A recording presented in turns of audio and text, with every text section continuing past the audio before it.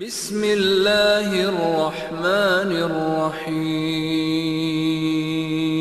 السلام علیکم ورحمۃ اللہ وبرکاتہ۔ ان الحمد للہ نحمده ونستعینه ونستغفره ونعوذ باللہ من شرور انفسنا وسیئات اعمالنا من يهده الله فلا مضل له ومن يضلل فلا هادي له واشهد ان لا اله الا الله وحده لا شريك له واشهد ان محمدا عبده ورسوله اما بعد فان خير الحديث كتاب الله وخير الهدي هدي محمد صلى الله عليه وسلم وشر الأمور محدثاتها وكل محدثة بدعة وكل بدعة ضلالة وكل ضلالة في النار۔ أعوذ بالله من الشيطان الرجيم۔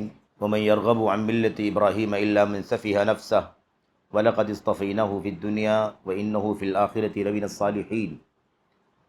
إذ قال له ربه أسلم قال أسلمت لرب العالمين۔ فقال سبحانه وتعالى ما كان إبراهيم يهوديا ولا نصرانيا ولكن كان حنيفا مسلما وما كان من المشركين إن أولى الناس بإبراهيم للذين اتبعوه وهذا النبي والذين آمنوا والله ولي المؤمنين۔ وقال سبحانه وتعالى قد كانت لكم أسوة حسنة في إبراهيم إلى آخر الآيات۔ برادران اسلام، دینی اور ملی بھائیوں، نوجوان ساتھیوں، قابل احترام بزرگوں، ماؤں بہنوں، عزیز بچوں، یہ مرکز اسلامی کھیڑ، مرکز الدعوت الاسلامیہ والخیریہ کے نام سے خطے کوکن کا جو عظیم الشان دینی، دعوتی، تعلیمی، منہجی، اصلاحی مرکز ہے، اس مرکز کے قابل احترام منتظمین، اراکین، ذمہ داران، اس مرکز کے فاضل علماء کرام، مبلغین، دعات، مدرسین، اور اسی طرح سے اس مرکز سے نسبت رکھنے والے تمام احباب، مرکز کی بہت ساری گوناگوں سرگرمیوں میں سے ایک اہم سرگرمی اور نشاط، ایک اہم کام مرکز کا یہ بھی رہا ہے اور بہت ہی زیادہ پابندی کے ساتھ، اہتمام کے ساتھ، اللہ تبارک و تعالیٰ کی توفیق سے، نصرت سے جاری و ساری ہے، وہ یہ ماہانہ دعوتی اصلاحی پروگرام ہے۔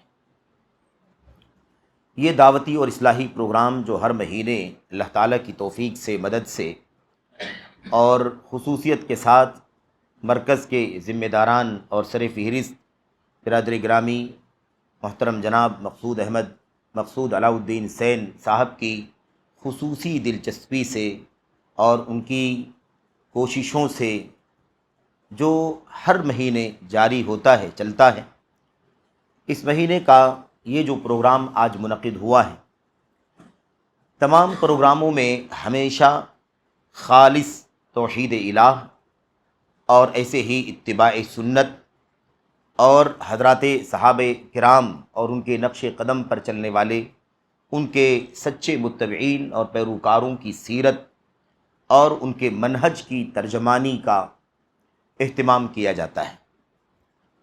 یہ سب سے بنیادی کام ہے اس دور کا بھی اور ہر دور کا۔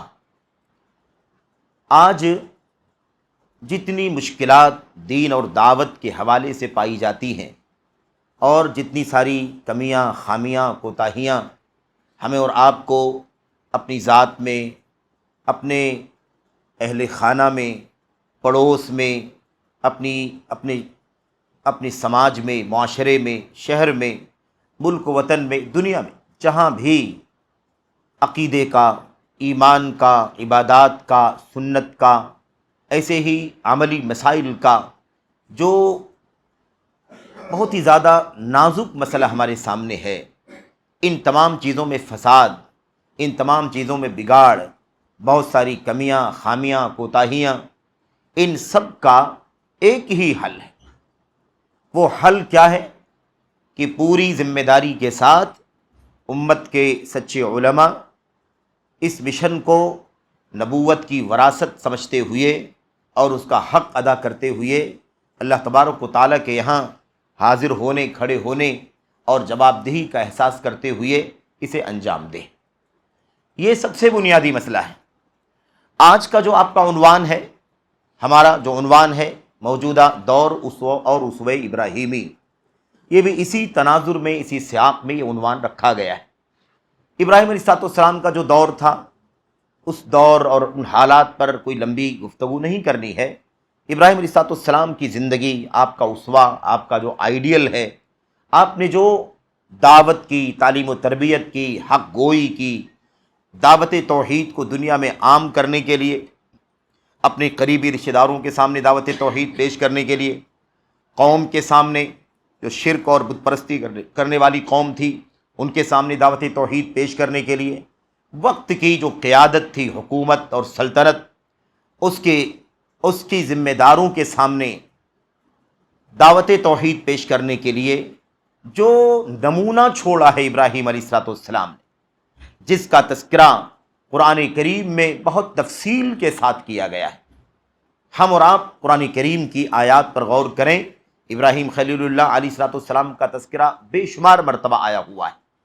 خصوصیت کے ساتھ اگر آپ کو تفصیلات اگر جاننی ہے کہ کن کن جگہوں پر ابراہیم علیہ السلام کا خصوصی تذکرہ، تفصیلی تذکرہ اور آپ کی دعوت کی بہت ساری باتیں اور آپ کے مشن کا، آپ کی جہاد کا، آپ کی شجاعت، بہادری کا، بصالت کا، آپ کی غیرت اور ہمت کا تذکرہ جہاں کیا گیا ہے تو آپ کو سورہ انعام کی چند آیات میں تفصیلات مل جائیں گی۔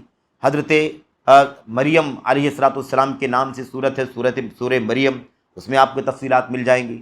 سورۃ الانبیاء میں بہت زیادہ تفصیلات آپ کو مل جائیں گی۔ ایسے ہی سورہ انبیاء کے علاوہ سورہ صافات میں اگر آپ کو دیکھنا ہے تو بہت ساری تفصیلات آپ کو مل جائیں گی۔ تو اتنی ساری جگہوں پر تفصیلات کے ساتھ اور بہت ساری جگہوں پر اختصار کے ساتھ اشاروں میں اللہ کے کلام کے اندر جو ابراہیم علیہ السلام کا تذکرہ کیا گیا، اور آپ کو یعنی ہم آپ کو جو نبی کریم صلی اللہ علیہ وسلم کی امت کے افراد ہیں، ہمیں اور خصوصیت کے ساتھ ہمارے اور آپ کے نبی محمد الرسول اللہ صلی اللہ علیہ وسلم کو اللہ تبارک و تعالیٰ نے حکم دیا کہ آپ بھی اے محمد صلی اللہ علیہ وسلم اور ایسے ہی آپ کی امت کے لوگ یعنی ہم، قیامت تک آنے والے سارے لوگ ابراہیم علیہ السلام کی ملت کی پیروی کریں، ابراہیم علیہ السلام کی ملت پر چلیں۔ ملت کیا ہے؟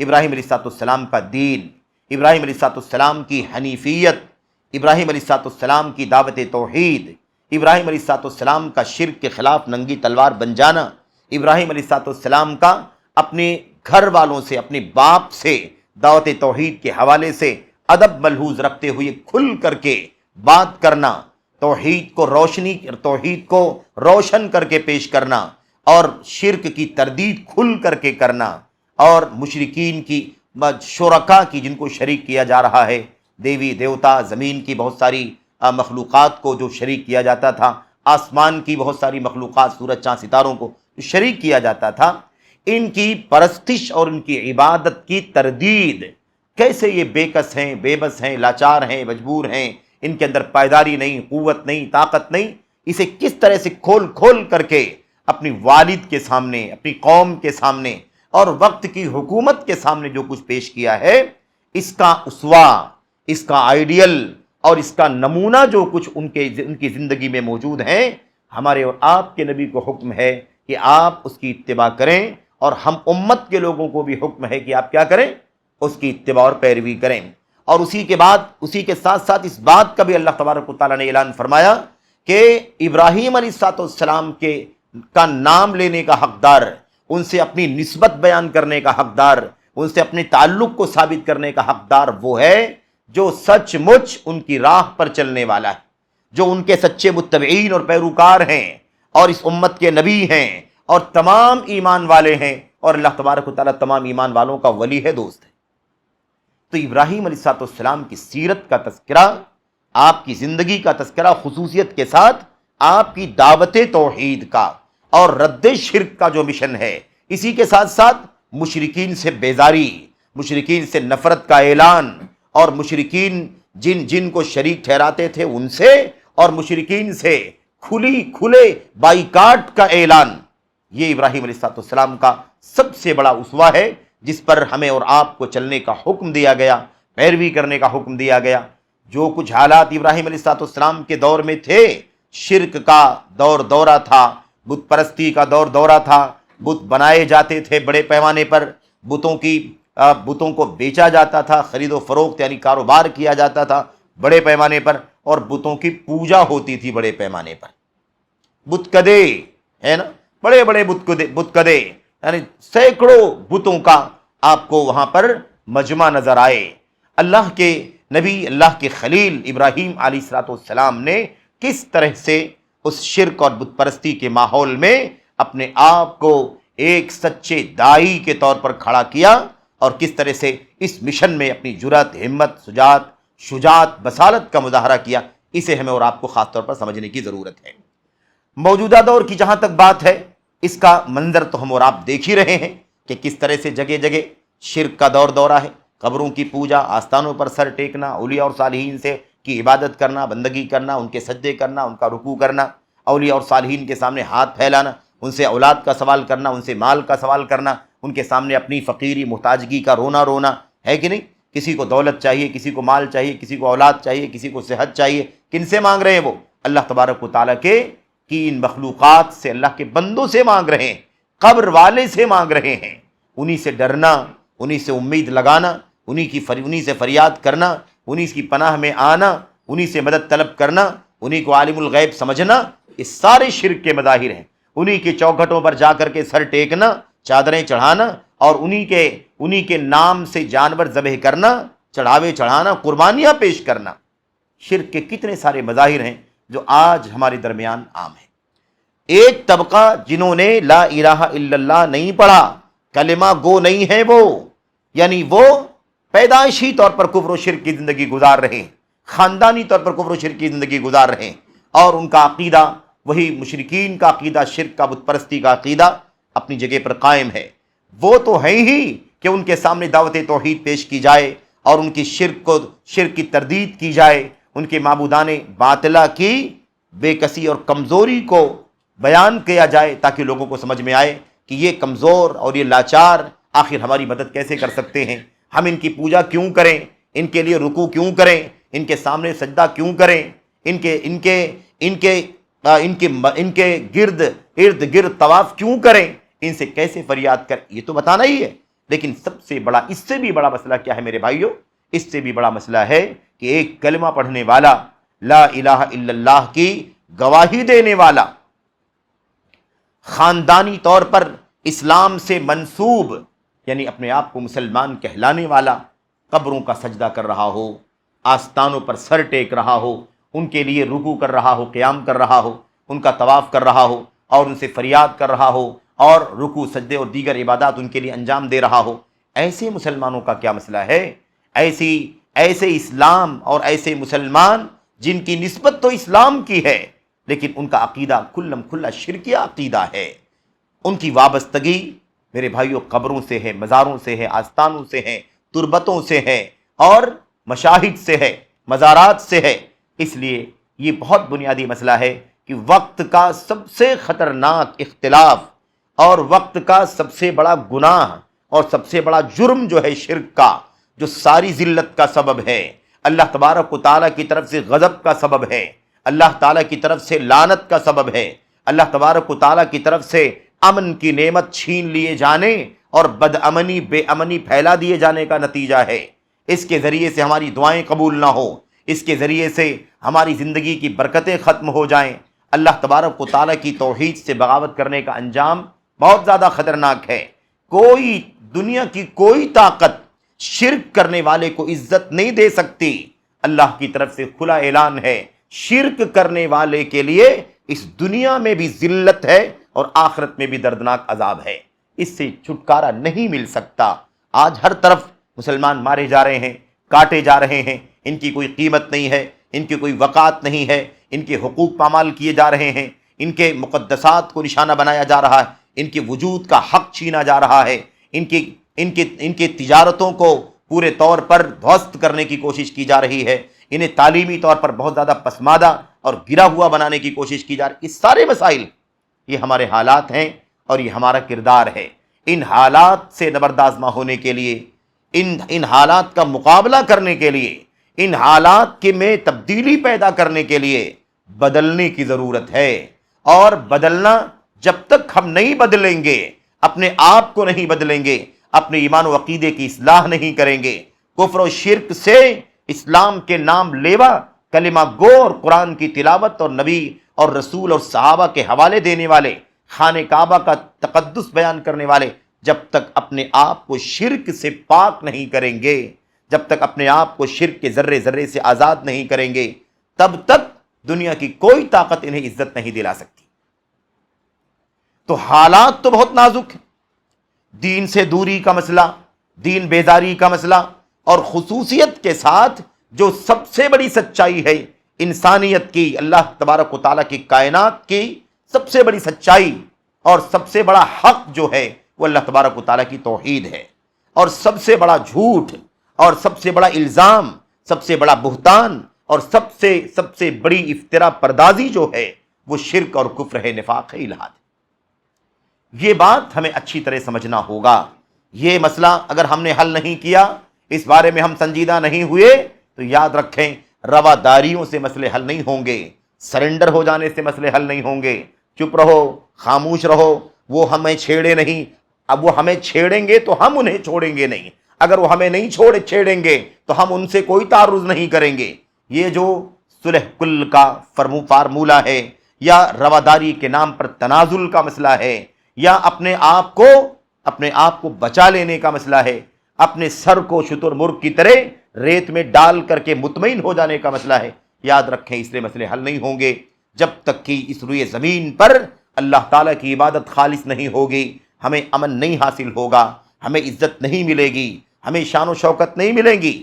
یاد رکھیں ہمارا نظریہ غلط ہے، لوگوں کا نظریہ غلط ہے، باطل ہے، کہ مسلمانوں کی ذلت کا سبب، مسلمانوں کی پستی کا سبب ان کے مال کی کمی ہے، مادی کمزوری ہے، مالی کمزوری ہے، معاشی کمزوری ہے۔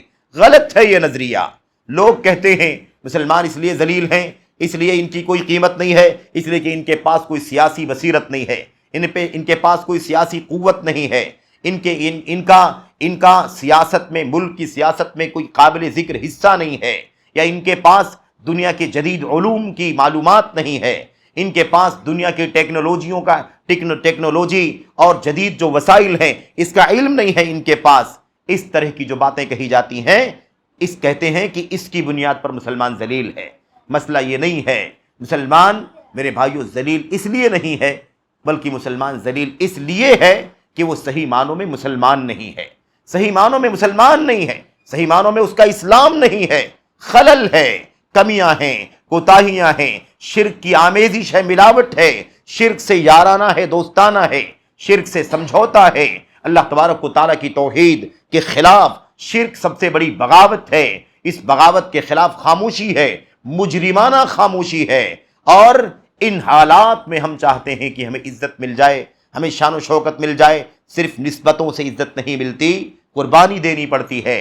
اللہ تبارک و تعالیٰ کی طرف سے جو کچھ تعلیمات اور ہدایات اللہ تبارک و تعالیٰ کی کتاب میں اتری ہیں اور نبی محترم صلی اللہ علیہ وسلم کی زمانی ہم تک پہنچی ہیں، ان کا خلاصہ یہ ہے کہ امت اس وقت تک اوپر نہیں آ سکتی، بلندی نہیں پا سکتی، عزت اور شان و شوکت نہیں پا سکتی جب تک کہ صحیح معنوں میں ایمان نہ ہو۔ علو اور بلندی ایمان کے ساتھ مشروط ہے۔ وَأَنْتُمُ الْأَعْلَوْنَ إِن كُنتُم مُؤْمِنِينَ، تم سب سے بلند ہو اگر تم سچ مچ ایمان والے ہو۔ ایمان توحید خالص کا نام ہے ایمان، یاد رکھیں یہ اساس ہے، یہ بنیاد ہے، جڑ ہے، اور اس کے بعد ایمانیات کے سارے ابواب آتے ہیں۔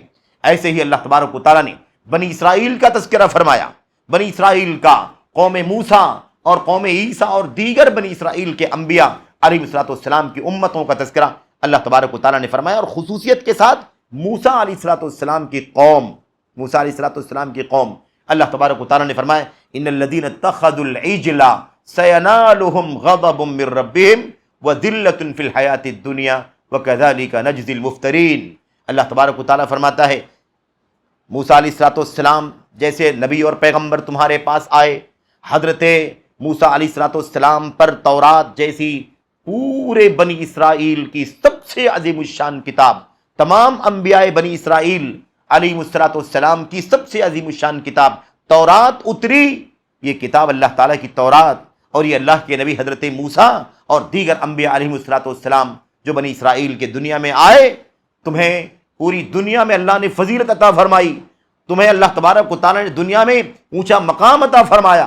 بنی اسرائیل جس دور میں دنیا میں تھے سب سے اونچے لوگ تھے. اللہ تبارک و تعالیٰ نے کیا فرمایا؟ ہم نے ان کو فضیلت عطا فرمائی، انہیں شان و شوکت عطا فرمائی. اللہ تبارک و تعالیٰ فرماتا ہے مگر ان لوگوں کی حرکتوں کی وجہ سے، ان کے باطل عقائد، افکار، نظریات کی وجہ سے، ان کی دین بیداری کی وجہ سے، ان کے یہاں پائے جانے والے شرک اور سامریت کے دھوکے میں آ کر شرک اور بت پرستی کرنے کی وجہ سے، بچڑا پرستش کرنے کی وجہ سے ہم نے انہیں ذلیل کر دیا، رسوا کر دیا. اور یہ ذلت ان سے اس وقت تک ختم نہیں ہو سکتی جب تک یہ سچی توبہ کر کے اللہ تعالیٰ کی خالص توحید کو گلے نہ لگا لیں. ان الذین اتخذوا العجل سینالہم غضب من ربہم. جن لوگوں نے بچڑے کو اپنا معبود بنا لیا، آپ سب جانتے ہیں سامری نے کیا کیا. سامری نے ایک سونے کا بچڑا، ایک مورتی جس کو ہم کہتے ہیں اسٹیچو بنا دیا، اور اسے اس انداز سے کسی طرف سے ہوا گزرے دوسری طرف سے ہوا نکلے تو آواز ایسی آئے جیسے کوئی زندہ بچڑا آواز لگا رہا ہو، چیخ رہا ہو، اس طرح کی آواز آ رہی تھی. لوگوں نے موسیٰ علیہ السلام کے طور پر جانے کے بعد حضرت ہارون علیہ السلام کی موجودگی میں اس بچڑے کی پوجا کرنا شروع کر دیا. سامری نے ورغلایا، بہکایا، ان کی جہالت کا فائدہ اٹھایا، اور اسی طریقے سے شیطان لعین نے ان کو اس بچڑے کی پوجا کرنے پر لگا دیا. اللہ تبارک و تعالیٰ نے ان بچڑے کی پوجا کرنے والوں کے بارے میں کیا فرمایا؟ جن لوگوں نے بچڑے کی پوجا کی سینالہم غضب من ربہم وذلۃ فی الحیات الدنیا. انہیں بہت جلد، ان بچڑے کی پوجا کرنے والوں کو بہت جلد اللہ تبارک و تعالیٰ کا غضب پکڑ لے گا، ان کے اوپر اللہ کا غضب اترے گا، اللہ کی ناراضگی کی مار پڑے گی، اور دنیاوی زندگی میں ذلت اور رسوائی ان کا مقدر بن جائے گی. بنی اسرائیل کے بارے میں تھا کہ نہیں تھا؟ یہ اللہ نے آگے فرما دیا ایسا نہیں ہے کہ کوئی بچڑا پوجے بنی اسرائیل کا تو وہ ذلیل ہو جائے اور اللہ کی غضب کی مار پڑے. یہ کام جب جہاں جہاں جو قوم کرے گی، جو لوگ کریں گے، ان کا یہی حشر ہوگا، یہی انجام ہوگا. انہیں ذلت سے اور رسوائی سے گزرنا ہوگا، اور انہیں اللہ تبارک و تعالیٰ کی غضب کی مار پڑے گی ان کے اوپر. وَكَذَلِكَ نَجْزِي الْمُفْتَرِينَ. یہ آیت کریمہ کا ٹکڑا قیامت تک کے لیے ہے. آخری نبی محمد الرسول اللہ صلی اللہ علیہ وسلم کے آخری امت تک کے لیے، امت کے آخری فرد تک کے لیے ہے کیا؟ وَكَذَلِكَ نَجْزِي الْمُفْتَرِينَ. اس طرح کے شرک کرنے والوں کا ہمیشہ یہی انجام ہوگا. ہم یہی بدلہ دیں گے تمام جھٹلانے والوں کو، تمام شرک کرنے والوں کو، تمام بت پرستی کرنے والوں کو، تمام قبر پرستی کرنے والوں کو، تمام دیوی دیوتاؤں کے پجاریوں کو، تمام اولیاء اور صالحین کے سامنے سر ٹیکنے والوں کو، تمام انبیاء اور رسل علیہ السلام کے تربتوں پر، آستانوں پر ہاتھ اٹھا کر کے کھڑے ہونے والوں کو، سب کو ہم کیا کریں گے؟ یہی بدلہ دیں گے. کون سا بدلہ؟ اللہ کی طرف سے غضب کی مار اور دنیا میں ذلت اور رسوائی.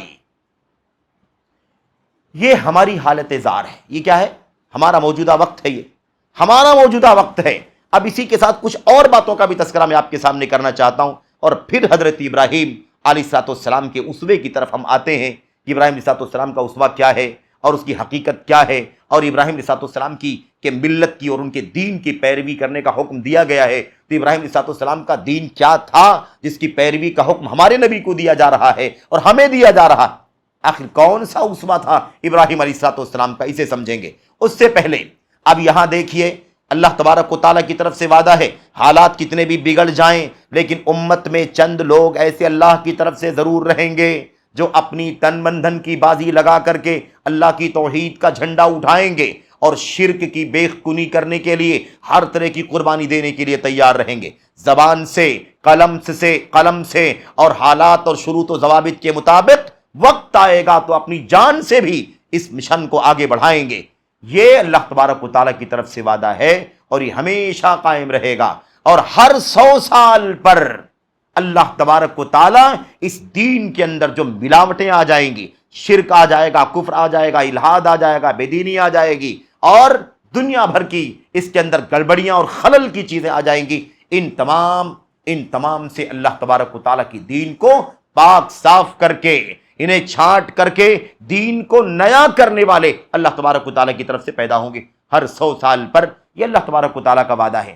آج اگر اللہ تبارک و تعالیٰ کے فضل و کرم سے اس امت کے اندر نبی کریم صلی اللہ علیہ وسلم کے سچے وارثین، امت کے سچے علماء جو توحید کی دعوت دینے والے علماء ہیں، جو توحید کی خالص دعوت دینے والے علماء ہیں، اپنی زبان سے قلم سے انتھک دعوت پھیلانے کے لیے کوشاں رہتے ہیں، اللہ تبارک و تعالیٰ کی عبادت میں، بندگی میں، ربوبیت میں، الوہیت میں، اسماء و صفات میں، افعال میں، کمالات میں جو کچھ بھی ملاوٹیں آ گئی ہیں جس کو ہم شرک کہتے ہیں، اس شرک کے خلاف ننگی تلوار بن کر کے کھڑے ہیں، ہے نا؟ شرک کو باطل کر رہے ہیں، شرک کو غلط ثابت کر رہے ہیں، شرک کی گنجائش نہیں ہے، شرک کی مذمت، مشرکین کی مذمت، شرک کا بائیکاٹ، مشرکین کا بائیکاٹ، اور شرک جن کو اللہ تبارک و تعالیٰ کے ساتھ شریک کر کے کیا جا رہا ہے، دیوی دیوتاؤں کو، نبیوں کو، ولیوں کو، ان میں سے جو بھی اللہ تبارک و تعالیٰ کی عبادت میں شرک کے لیے راضی ہیں، اللہ کے سوا طاغوت بن رہے ہیں، ان سب سے برات کا، بیزاری کا، بائیکاٹ کا اعلان کر رہے ہیں۔ آج افسوس کے ساتھ کہنا پڑتا ہے کہ ایسے توحید کے داعیوں کے خلاف، توحید کی دعوت دینے والے نبی کریم صلی اللہ علیہ وسلم کے وارثین کے خلاف لوگ اپنے بد زبانی کر رہے ہیں۔ توحید کے خلاف جو کچھ بھی ہو جائے کوئی فرق نہیں پڑتا، لیکن توحید کی دعوت عام کرنے کے لیے کوئی کھڑا ہو جائے، شرک کی مذمت کرنے کے لیے کوئی کھڑا ہو جائے تو لوگ اسی پر اعتراض کرنا شروع کر دیتے ہیں۔ ارے بھائی، حالات ایسے ہیں، حالات ویسے ہیں، ہمیں اس وقت چاہیے کہ ہم اس طرح کی باتوں کو موضوع نہ بنائیں، اپنا مضمون اس کے خلاف نہ آئیں۔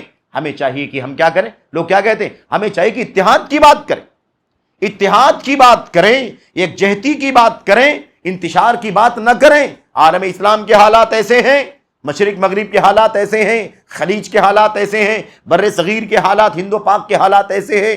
اس طرح کے حالات کا حوالہ دے کر کے کہتے کیا ہیں؟ کہتے ہیں ہمیں چاہیے کہ ہم شرک کے خلاف بات نہ کریں، مشرکین کے خلاف بات نہ کریں، قبر پرستی کے خلاف بات نہ کریں، اولیاء پرستی کے خلاف بات نہ کریں۔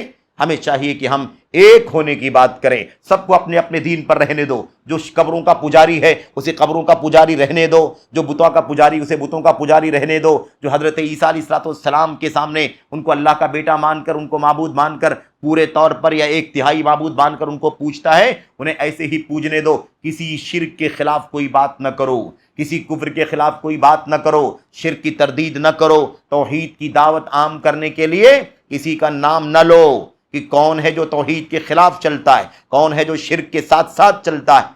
اس طرح کی باتیں کرنے سے لوگ منع کرتے ہیں، اور ہمتوں کو بڑھانے کے بجائے، اس مشن کو آگے لے جانے کے بجائے، توحید کی دعوت اور شرک کی تردید کا مشن انسانیت کا سب سے اونچا مشن ہے۔ اور ہم نے عرض کیا، کسی بھی اور راستے سے عزت نہیں مل سکتی، عزت کا کوئی راستہ نہیں ہے۔ ہم اپنے آپ کو رواداری کر کے، سمجھوتا کر کے، سودے بازی کر کے اللہ کی عذاب کی مار سے نہیں بچا سکتے، ذلت سے نہیں بچا سکتے، اپنے آپ کو دنیا میں سربلند نہیں کر سکتے جب تک کہ ہم اللہ کی توحید کو علماً، عملاً، عقیدتاً اپنی زندگی میں نافذ نہ کر لیں، اور اس کے بعد اہلیت اور صلاحیت ہو جانے کے بعد اس مشن کو دنیا کے سامنے عام کریں۔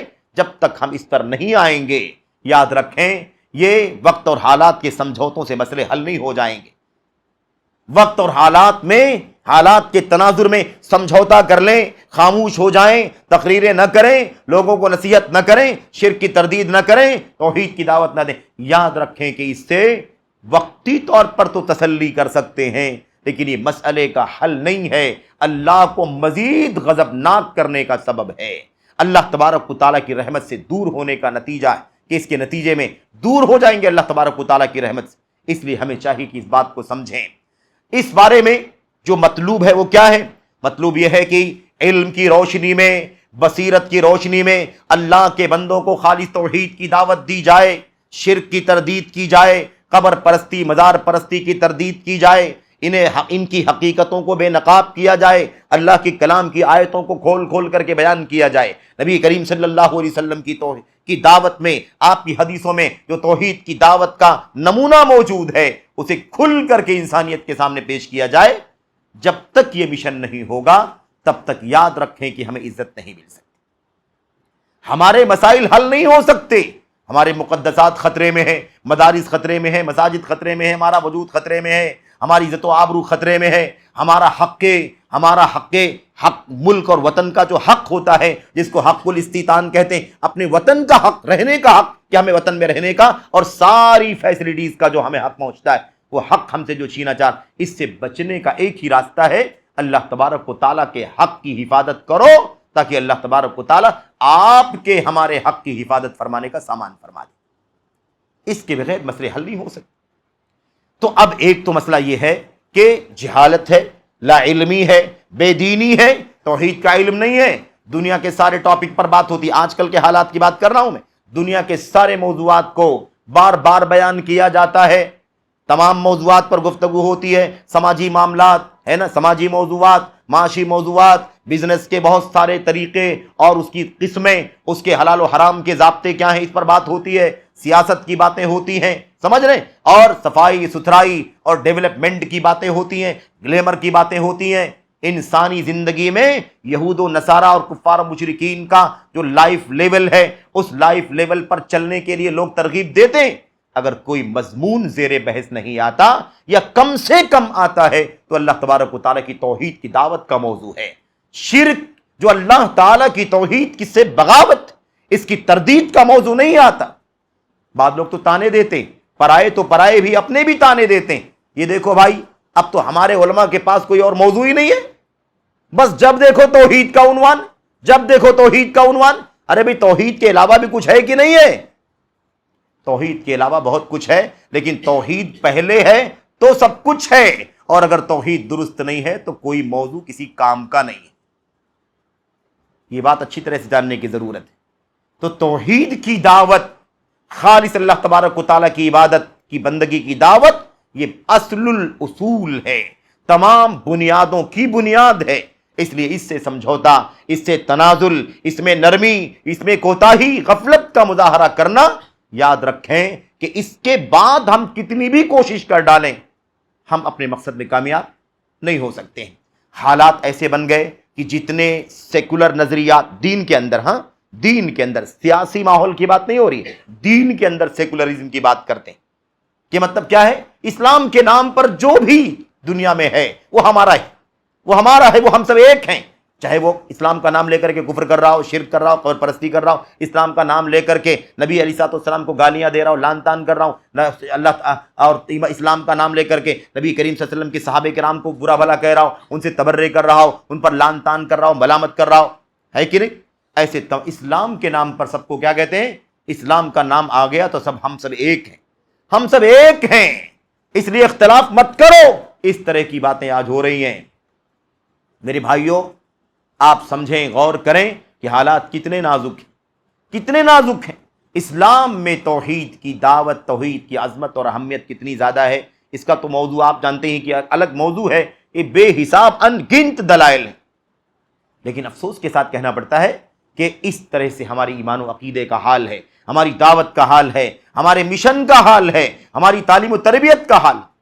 توحید سے انتشار پیدا ہونے کا بھی دعویٰ لوگ کرتے ہیں، کہتے ہیں بھئی توحید کی بات کرو گے تو انتشار پیدا ہوتا ہے، اختلاف ہوتا ہے، انتشار ہوتا ہے، اس لیے یہ باتیں مت پیش کرو، سب کو اپنے اپنے دین پر چلنے دو، قبر پوجنے والا قبر پوجتا رہے، مزار پر جانے والا جاتا رہے، کوئی بات نہیں ہے، اولیاء اور صالحین کے سامنے سر ٹیکنے والا سر ٹیکتا رہے، ان کے لیے ان سے دعائیں کرے، سجدہ کرے، کرنے دو، انہیں مت چھیڑو، انہیں چھیڑو مت، اپنی بات کرو، لیکن شرک کے خلاف بات مت کرو، توحید کی دعوت مت پیش کرو، اس سے انتشار پیدا ہوتا ہے۔ اور حالات ایسے ہیں کہ اس وقت انتشار نہیں کرنا ہے، بلکہ ہمیں ایک جٹ ہونے کی ضرورت، کیا کہتے ہیں، ہمیں یکجہتی کی ضرورت ہے، اتحاد کی ضرورت ہے۔ نہیں سمجھتے میرے بھائیوں کہ سب سے بڑا انتشار، سب سے بڑا اختلاف اللہ تبارک و تعالیٰ کی توحید سے بغاوت ہے۔ جب دنیا میں پہلی بار شرک آیا تو کائنات میں پہلی بار اختلاف ہوا۔ اللہ نے قرآن کریم میں اختلاف کا ذکر کیا ہے، اللہ کے کلام کی آیتوں کو پڑھو، اگر اختلاف کا لفظ کہیں استعمال ہوا ہو توحید سے امت کے، انسانیت کے ہٹ جانے کے مسئلے کے بعد، یاد رکھیں سب سے پہلے جہاں اختلاف کا لفظ آیا ہے وہ کون سی جگہ ہے؟ حضرت نوح علیہ السلام جس قوم میں نبی بنا کر کے بھیجے گئے، اس قوم کے لوگوں نے اللہ کی توحید سے بغاوت کر کے اولیاء اور صالحین کے سامنے سر ٹیکنا شروع کر دیا تھا، اسی کو اللہ نے کائنات میں سب سے پہلے اختلاف کا نام دیا ہے۔ وَمَا كَانَ النَّاسُ إِلَّا أُمَّةً وَاحِدَةً فَاخْتَلَفُوا، اللہ کیا فرماتا ہے؟ ساری انسانیت ایک امت تھی، اس کے بعد ان میں اختلاف ہو گیا۔ ساری انسانیت کیا تھی؟ ایک ہی امت تھی، اس کے بعد ان میں کیا ہوا؟ اختلاف ہوا۔ یعنی اختلاف کی شروعات کہاں سے ہوتی میرے بھائیوں؟ اللہ کی توحید سے اگر انسان ہٹا تو اختلاف ہو گیا۔ میرے بھائیوں آج حالت کیا جانتے ہیں آپ؟ عجیب پیمانے بدل گئے۔ اتحاد کا معنی، اختلاف کا معنی، انتشار کا معنی، ایک جہتی کا معنی لوگ سمجھتے نہیں، یا میرے بھائیوں ناسمجھی کا مظاہرہ کرتے ہیں۔ یاد رکھیں اللہ تبارک و تعالیٰ کی توحید سے بغاوت سب سے بڑا اختلاف ہے۔ آج گھر کا اختلاف کہتے ہیں، میاں بیوی کے اختلاف کو اختلاف کہتے ہیں، بھائی بھائی کے اختلاف کو اختلاف کہتے ہیں، سماج اور معاشرے کے جھگڑے کو اختلاف اور جھگڑا کہتے ہیں، ہے کہ نہیں؟ کاروباری اختلاف ہے، فکری اختلاف ہے، نظریاتی اختلاف، اس کو اختلاف کہتے ہیں، لیکن توحید کے بالمقابل شرک کے آنے کو اختلاف نہیں سمجھتے، جبکہ سب سے بڑا اختلاف اللہ تبارک و تعالیٰ کی توحید سے ہٹ جانا ہے۔ شرک سب سے بڑا اختلاف ہے، اور اس کے برخلاف اس کو اختلاف نہیں مانتے، اور یہیں سے یہ بگاڑ آیا، جب اس کو اختلاف نہیں مانتے تو پھر اتحاد کا معنی بھی نہیں سمجھتے۔ اتحاد کا معنی نہیں سمجھتے، وہ سمجھتے ہیں کہ توحید جیسے تیسے رہے، شرک ملا ہوا رہے، شرک بھی ہو اور قبر پرستی بھی چلتی رہے، دیوی دیوتاؤں کے سامنے لوگ سر بھی ٹیکتے رہیں، اور ہم سب ایک جگہ بھیڑ لگا کر کے اکٹھے ہو کر کے ہم اپنے آپ کو ایک ثابت کرنے کی کوشش کریں۔ یہ ہم کس کو دھوکہ دیتے ہیں؟ اللہ تبارک و تعالیٰ نے کیا فرمایا؟ اس طرح کی نظریات پر اللہ عز و جل نے فرمایا یہ کہاں پھر رہے ہو، کہاں گھمائے جا رہے ہو، کہاں تمہاری عقل چلی گئی ہے؟ کیا تم غور نہیں کرتے؟ کیا تم سمجھتے نہیں؟ نصیحت نہیں حاصل کرتے؟ یہ سارے الفاظ اللہ تبارک و تعالیٰ نے استعمال فرمائے ہیں مشرکین کے لیے، مشرکین کے لیے۔ تو عرض یہ کرنا تھا کہ اس طرح کے حالات میں میرے بھائیوں کی توحید کی دعوت، شرک کی تردید، توحید کی دعوت دینے میں صراحت ہے نا، لاگ لپیٹ نہیں، ایک دم کھلے الفاظ میں توحید کیا ہے اور شرک کیا ہے، توحید اپنانے کا حکم اور شرک سے بیزار ہونے کا حکم صراحت کے ساتھ۔ اسی طرح سے اس راہ میں توحید کی دعوت دینے کی راہ میں اور شرک کی تردید کرنے کی راہ میں کوئی ملامت گر کے ملامت کا خوف بھی نہیں ہونا چاہیے، کسی انسان کا ڈر بھی نہیں ہونا چاہیے، اور اسی طریقے سے اس کے اندر استقلال ہونا چاہیے، شجاعت ہونی چاہیے، بہادری ہونی چاہیے، ہمت ہونی چاہیے۔ یہ ساری چیزیں ہمیں اور آپ کو کہاں ملتی ہیں؟ اسوہ ابراہیمی میں ملتی ہیں، ابراہیم علیہ السلام کے اسوے میں۔ میں آپ کے سامنے کچھ باتیں عرض کرنا چاہوں گا تاکہ آپ کے سامنے یہ بات واضح ہو کہ ابراہیم علیہ السلام کا اسوہ کیا ہے، اور ہمارے یہ جو موجودہ حالات ہیں، ہم نے کوئی سماجی اور تجارت کی بات نہیں کی ہے، ہم عقیدے اور اصول کی بات کر رہے ہیں۔ یہ انسانیت کا سب سے بڑا مسئلہ ہے۔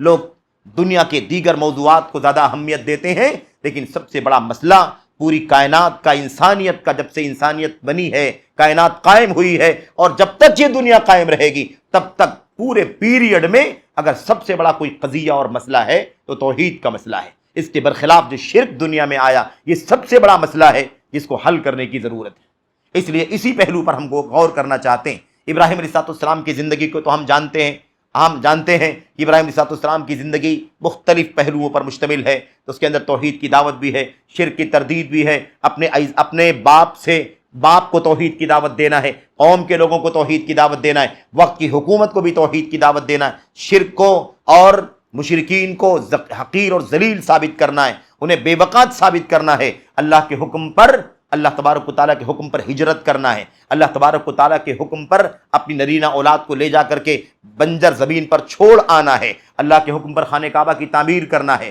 اللہ تبارک و تعالیٰ کے حکم پر اللہ تعالیٰ کی بڑی بڑی مخلوقات سورج چاند ستاروں کا تذکرہ کر کے مناظرہ کر کے قوم کے لوگوں کو جو وہ سورج چاند ستاروں کی پوجا کرتے تھے انہیں نادان اور احمق ثابت کرنا ہے، گمراہ ثابت کرنا ہے۔ یہ ساری چیزیں ابراہیم علیہ السلام کی سیرت کے اندر موجود ہیں، ہے کہ نہیں؟ تو ہمیں بہت ساری پہلوؤں پر بات نہیں کرنا ہے، اس کا ایک ہی پہلو آپ کے سامنے رکھنا ہے۔ جہاں اسوہ ابراہیمی کا ذکر آیا ہوا ہے قرآن کریم میں، وہاں پر بنیادی طور پر اسی بات کا ذکر کیا گیا ہے۔ اللہ تبارک و تعالیٰ فرماتا ہے قد كانت لكم اسوة حسنة في ابراہیم والذین معه اذ قالوا لقومهم انا براء منكم ومما تعبدون من دون الله كفرنا بكم وبدا بيننا وبينكم العداوة والبغضاء ابدا حتى تؤمنوا بالله وحده۔ اللہ تبارک و تعالیٰ فرماتا ہے دیکھیں اسوہ ابراہیمی کیا ہے، اور ہمارے جو اپنے حالات ہیں جن پر ہم نے بہت سرسری طور پر آپ کے سامنے تبصرہ کیا ہے، ہمارے حالات کیا ہیں اس وقت، جو ہمارے حالات ہیں ان حالات کو سامنے رکھیں اور ابراہیم علیہ السلام کے اسوے کو سنیں۔ اچھا، یہاں پر ایک بات اور جو آئی تھی کہ اللہ تبارک و تعالیٰ نے ہمارے نبی محمد صلی اللہ علیہ وسلم کو ابراہیم علیہ السلام کی ملت کی پیروی کرنے کا حکم دیا ہے، اور ہم کو امت کے لوگوں کو بھی ان کی اتباع کرنے کا، ملت کی اتباع کرنے کا حکم دیا۔ یہ سن لیں، اللہ تبارک و تعالیٰ فرماتا ہے ثم اوحینا الیک ان اتبع ملت ابراہیم حنیفا وما کان ولم یکن من المشرکین۔ ہم نے آپ کی طرف وحی کی، اے نبی صلی اللہ علیہ وسلم، ہم نے آپ کی طرف وحی کی کیا؟ ان اتبع ملت ابراہیم حنیفا، کہ آپ ابراہیم علیہ السلام کی ملت کی یعنی ان کے دین کی پیروی کیجئے۔ حالت یہ تھی، ابراہیم علیہ السلام کا دین یہ تھا کہ انہوں نے سارے معبودان باطلہ سے کنارہ کشی اختیار کر لی تھی، نہ کوئی دیوتا چھوٹا نہ بڑا، کوئی بھی ولی نہیں، کوئی بھی قبر نہیں، کوئی بھی مزار والا نہیں، کوئی بھی نہیں۔ اگر اپنے ملک اور وطن کے حالات کو سامنے رکھیں تو کوئی بڑے سے بڑا بابا اور بزرگ نہیں، کوئی دیوتا دیوی دیوتا نہیں، بلکہ اللہ تبارک و تعالیٰ سے تنہا رشتہ قائم کیا، سب سے کنارہ کشی، اور صرف اللہ تبارک و تعالیٰ سے رشتہ توحید کا۔ اللہ تبارک و تعالیٰ نے فرمایا کہ ان کا دین حنیف تھا، سب سے کٹ جانا، ایک اللہ سے جڑ جانا، ایک اللہ کی عبادت اور بقیہ سب کا بائیکاٹ، یہ تھا، یہ ہے ملت ابراہیمی۔ اللہ فرماتا آپ ابراہیم کی ملت کی پیروی کیجئے جو حنیف تھے اور مشرکوں میں سے نہیں تھے۔ اور دوسری جگہ اللہ نے کیا فرمایا؟ فَاتَّبِعُوا مِلَّةَ إِبْرَاهِيمَ حَنِيفًا وَلَمْ يَكُن مِّنَ الْمُشْرِكِينَ۔ اے امت کے لوگوں، امت محمد کے لوگوں، تم کیا کرو؟ ابراہیم علیہ السلام کی ملت کی پیروی کرو جو حنیف تھے اور شرک کرنے والوں میں سے، مشرکین میں سے نہیں تھے۔ یہ بات آ گئی تو ہم کو بھی حکم ہے، ہمارے نبی علیہ السلام کو بھی اس بات کا حکم ہے۔ اس کے بعد اللہ کے کلام کی ایک آیت کریمہ آپ کے سامنے پڑھی گئی ہے، اس میں اللہ تبارک و تعالیٰ فرماتا ہے ان اول الناس بابراہیم للذین اتبعوہ وہذا النبی والذین آمنوا واللہ ولی المؤمنین۔ اللہ فرماتا ہے ابراہیم علیہ السلام کا سب سے زیادہ حقدار وہ ہے جو ابراہیم علیہ السلام کا پیروکار ہے۔ ابراہیم علیہ السلام کے پیروکار کون؟ جو ابراہیم علیہ السلام کے دور میں ان پر ایمان لانے والے، ان کی اتباع کرنے والے تھے، وہ للذین اتبعوا، جنہوں نے ابراہیم علیہ السلام کی اتباع کی، پیروی کی، ان کے قدم قدم چلے، وہ ابراہیم علیہ السلام کے سب سے زیادہ حقدار ہیں۔ وہذا النبی، اور یہ نبی یعنی محمد الرسول اللہ صلی اللہ علیہ وسلم سب سے زیادہ حقدار ہیں کس کے؟ ابراہیم علیہ السلام کے۔ والذین آمنوا، اور ہم محمد الرسول اللہ صلی اللہ علیہ وسلم کی امت کے ایمان لانے والے، یہ سب سے زیادہ حقدار ہیں ابراہیم علیہ السلام کے۔ تو ابراہیم کے زمانے میں ان کے متبعین و پیروکار، اور اس کے بعد ہمارے نبی محمد اور آپ کے ہم امتی اور پیروکار ابراہیم علیہ السلام کے زیادہ حقدار ہیں۔ اور اللہ پھر سب کے بارے میں فرماتا ہے واللہ ولی المؤمنین، اللہ تعالیٰ سارے ایمان والوں کا مددگار ہے، کارساز۔ بات سمجھ میں آ گئی نا؟ ہمیں اتباع کرنی ہے، ہمارے نبی کو اتباع کرنی ہے، کس کی؟ ابراہیم علیہ السلام کی ملت کی۔ یہ دونوں اللہ کے خلیل اور جگری ہیں۔ انبیاء علیہ السلام کا تذکرہ قرآن کریم میں ہے، ان میں سے 5 کو اولو العزم کہا گیا، بڑی ہمت اور حوصلے والے انبیاء، جن کی تاریخ میں بڑا جہاد پایا جاتا ہے، بڑی قربانی پائی جاتی ہے، بڑی آزمائشیں پائی جاتی ہیں، بہت زیادہ صبر اور عزم پایا جاتا ہے۔ ان 5 کا تذکرہ اولو العزم انبیاء، اولو العزم رسل۔ اللہ تبارک و تعالیٰ نے فرمایا فاصبر کما صبر اولو العزم من الرسل۔ اے اللہ کے نبی علیہ السلام، آپ ایسے ہی اپنے مشن پر جمے رہیے جیسے عزم والے رسول جمے رہے، جیسے عزم والے، ہمت والے رسول اللہ کی توحید کی دعوت اور شرک کی تردید کے لیے پورے طور پر ڈٹے رہے، جمے رہے، آپ بھی اسی طرح سے جمے رہیے۔ یہ اللہ تبارک و تعالیٰ کا حکم ہوا۔ اس کے بعد ان اولو العزم رسولوں میں آپ اگر ابراہیم علیہ السلام اور ایسے ہی ہمارے اور آپ کے نبی، آخری نبی محمد الرسول اللہ صلی اللہ علیہ وسلم کو اگر آپ دیکھیں، آپ کی سیرت کو پڑھیں اور آپ کی قربانی اور آپ کے انتھک جہاد کا مطالعہ کریں تو آپ کو سمجھ میں آئے گا کہ دونوں رسولوں میں، اور دونوں خلیل بھی ہیں، دونوں کیا ہیں؟ دونوں اللہ کے خلیل ہیں۔ اللہ کے خلیل صرف دو ہیں دنیا میں، اللہ کے ایک خلیل ابراہیم ہیں اور دوسرے خلیل محمد الرسول اللہ صلی اللہ علیہ وسلم۔ ان اللہ اتخذنی خلیلا کما اتخذ ابراہیم خلیلا، اللہ نے مجھے اپنا جگری دوست بنایا ہے جیسے ابراہیم علیہ السلام کو جگری دوست بنایا ہے۔ اور مکہ کی حرمت اور مدینے کی حرمت کا تذکرہ جب آتا ہے تو حضرت ابراہیم علیہ السلام کا اسوہ اور ہمارے نبی صلی اللہ علیہ وسلم کا اسوہ بہت زیادہ دونوں میں مطابقت اور مناسبت پائی جاتی ہے۔ ہم درود پڑھتے ہیں تو کیا کہتے ہیں؟ اللہم صلی علی محمد وعلی آل محمد کما صلیت علی ابراہیم وعلی آل ابراہیم انک حمید مجید۔ آگے برکت کی دعا کرتے ہیں تو کیا کہتے ہیں؟ وبارک علی محمد وعلی آل محمد کما بارکت علی ابراہیم۔ کیوں بھائی؟ ابراہیم علیہ السلام ہی کیوں؟ درود کے لیے، رحمت کے لیے بھی دعا، حوالہ ابراہیم علیہ السلام کا، اور صلاۃ جس کو صلاۃ کہتے ہیں، رحمت اور یہ برکت کی دعا، دونوں میں جیسے سلامتی، جیسے درود یعنی رحمت کی دعا اور جیسے برکت کی دعا ابراہیم علیہ السلام کے حوالے سے دے رہے ہیں کہ نہیں دے رہے ہیں؟ اس میں بڑی مطابقت پائی جاتی ہے۔ دونوں اللہ کے خلیل ہیں، دونوں کی زندگی میں بڑی قربانیاں پائی جاتی ہیں اور بڑا صبر ہے، بڑا عزم ہے، بڑا حزم ہے، بڑا استقلال ہے، بڑی پامردی ہے دونوں کی زندگی میں علیہم الصلوۃ والسلام وعلی جمیع الانبیاء والرسل۔ یہ بہت بنیادی مسئلہ ہے۔ میں آپ سے عرض یہ کر رہا تھا کہ ابراہیم علیہ السلام کو بھی اللہ نے خلیل اور ہمارے نبی کو بھی اللہ تعالیٰ نے خلیل بنایا ہے۔ تیسرا کوئی خلیل نہیں، اللہ تعالیٰ کا تیسرا کوئی خلیل یعنی جگری یعنی محبتیں دل کے ریشوں میں چلی جائیں، دل کے رگ و ریشے میں پیوست ہو جائیں، ایسی محبت کو خلت کہا جاتا ہے، خلیل ہوتا ہے۔ تو ابراہیم علیہ السلام کا تذکرہ یہاں پر آ گیا۔ اب آئیے دیکھتے ہیں کہ ابراہیم علیہ السلام کی ملت کی پیروی کا حکم دیا گیا آپ کو اور آپ کی امت یعنی ہم لوگوں کو، تو ہمیں یہ سمجھنے کی ضرورت ہے کہ ذرا وہ اسوہ ہے کیا، وہ اسوہ کیا ہے جس کی پیروی ہمیں کرنا چاہیے۔ اللہ تبارک و تعالیٰ فرماتا ہے قد کانت لکم اسوۃ حسنۃ فی ابراہیم والذین آمنوا والذین معہ۔ اللہ نے کیا فرمایا؟ اللہ فرماتا ہے تمہارے لیے بہترین اسوہ ہے، نمونہ ہے ابراہیم علیہ السلام کی زندگی میں اور ان کے ساتھیوں کی زندگی میں۔ ابراہیم علیہ السلام اور ان کے ساتھی یعنی آپ کے صحابہ اور آپ پر ایمان لانے والے، ان کی زندگی میں تمہارے لیے بہترین آئیڈیل اور نمونہ ہے۔